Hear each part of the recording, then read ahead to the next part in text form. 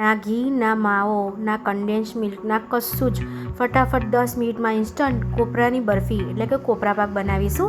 તો આ રીતે મારી જો ડેસિકેટેડ કોકોનટ છે પેકેટમાં અવેલેબલ હોય છે એ મેં લીધું છે.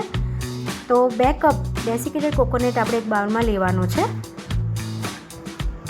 તો દરેક કરિયાણા સ્ટોરમાં ડેસિકેટેડ કોકોનટ મળતું હોય છે.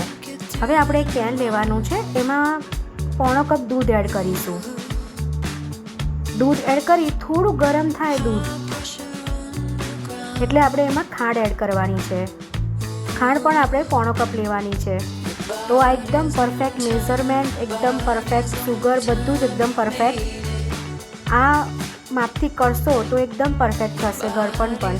તો આ રીતે આપણે દૂધમાં 2 થી 3 મિનિટ બોઇલ આવે ત્યાં સુધી આપણે જો આ રીતે બોઇલ આવે ત્યાં સુધી આપણે એને ફાસ્ટ ફ્લેમ પર જ કરવાનું છે. તો આ રીતે સરસ એવા ડ્રોપ પડવા જોઈએ ત્યાં સુધી 2 થી 3 મિનિટ એકદમ ટ્રાન્સપરન્ટ થઈ ગયું છે, તમે જોઈ શકો છો.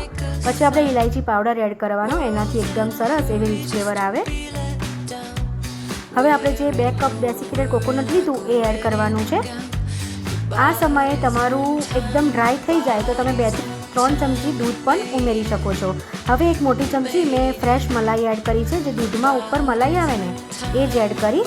તો ઘી પણ આપણે એડ નથી કરવાનું. જો મલાઈ ના હોય ને તો તમે 2 નાની ચમચી ઘી એડ આ સ્ટેજ પર કરી શકો છો.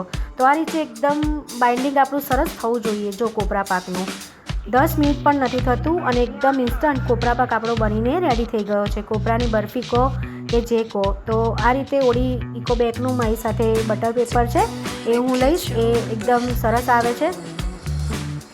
તમે ટ્રેમાં લો ને તો થોડું નીચે ચોંટી જવાની સંભાવના હોય છે. બટર પેપરમાં બિલકુલ ચોંટતું નથી, એકદમ ક્લીન આવે છે બહાર. તો આ રીતે આપણે બધું સ્પ્રેડ કરી દઈશું.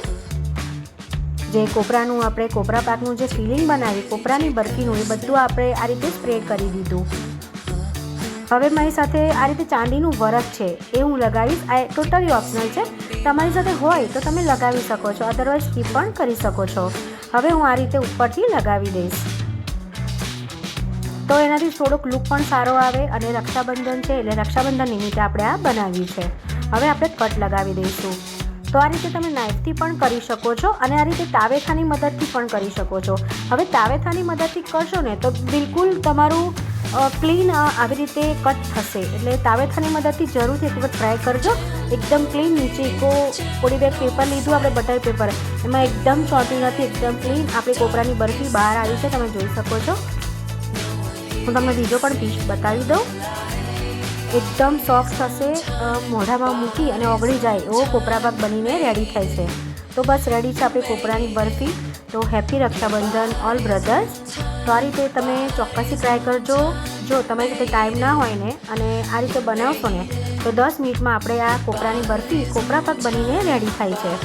અને જે લુક્સમાં લાગે છે ને ખાવામાં તો એટલો સોફ્ટ છે, મોઢામાં મૂકી અને ઓગળી જાય એવો આ કોપરા પાક બનીને આપણો રેડી થયો છે. તો ફ્રેન્ડ્સ, મારી રેસીપી થોડી પણ ગમતી હોય તો લાઇક, શેર અને સબસ્ક્રાઈબ જરૂરથી કરી લેજો.